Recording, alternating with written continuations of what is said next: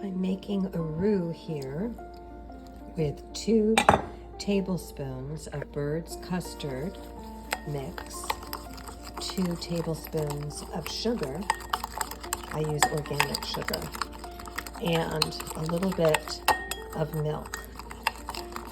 This will be added to 2 cups of milk, and if you're doubling or tripling the recipe like I am today, then you have to use the according measurements. But this is what your custard base is made of. This is the bird's custard. This is the original custard powder, the best, so good. And just adding the sugar and the milk. This is what the custard looks like as it starts to thicken on the stove. The heat and the milk and the roux. And then we're going to actually take this off the heat, put it into a cold bowl, and put it in the refrigerator until it sets. And then this will be used in our English trifle. So I've poured the custard into a glass bowl, and I'm going to cover the custard with plastic wrap, and I'm going to actually have the plastic wrap touch the custard. So the reason I'm doing this is so that a skin does not develop on the custard in the refrigerator as it gets cold. So I'm just going to arrange it like this. And that is perfect. And then we're going to put that into the refrigerator to get cool and to set. So I'm using lady fingers for this trifle. I used pound cake for my last trifle, but I'm going to use the lady fingers this time.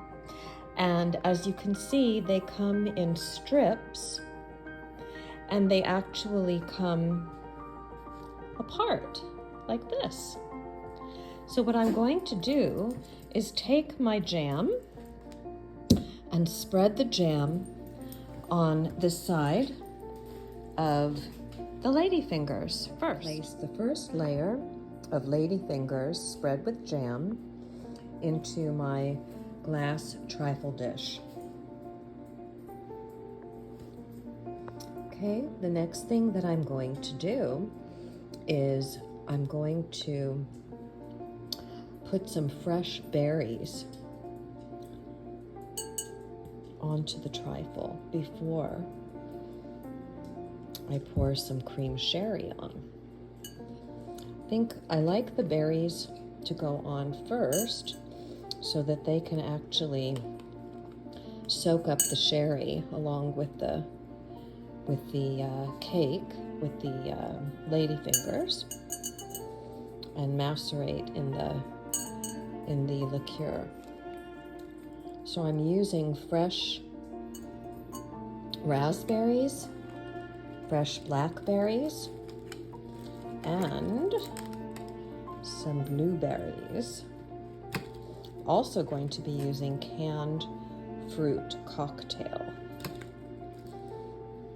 Okay, now we're going to add our cream sherry.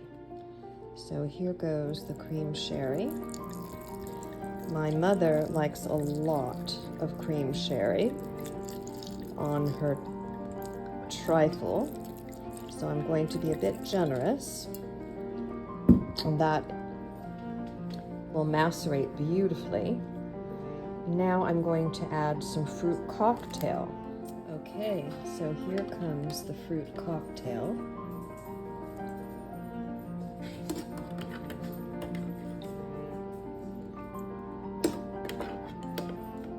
I'm using a slotted spoon so that the juice from the cocktail does not go into the trifle because we don't want it to be too liquidy.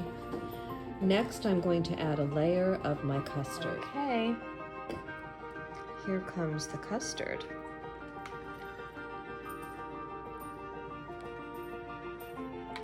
This is the custard that we made earlier today, and it has been sitting in the fridge for a little bit so that it's a nice consistency. It's actually perfect because it's a little bit loose, so I can pour it on nicely, and it's just right. No lumps, which is nice. That means that I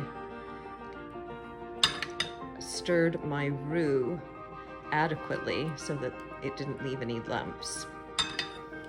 And on top of this layer of custard, I'm going to put a layer of whipped cream. Here we've put a nice layer of whipped cream. And now we're going to start all over again and add another layer of the lady fingers with the jam. So here we have the finished trifle. I've done a second layer of everything, and I've just topped it with the whipped cream and the fresh berries.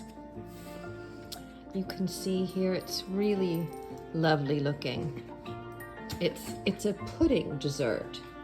The British are very fond of puddings for dessert, as am I. So this is my trifle in honor of Queen Elizabeth's 70th Jubilee. It's a delicious thing.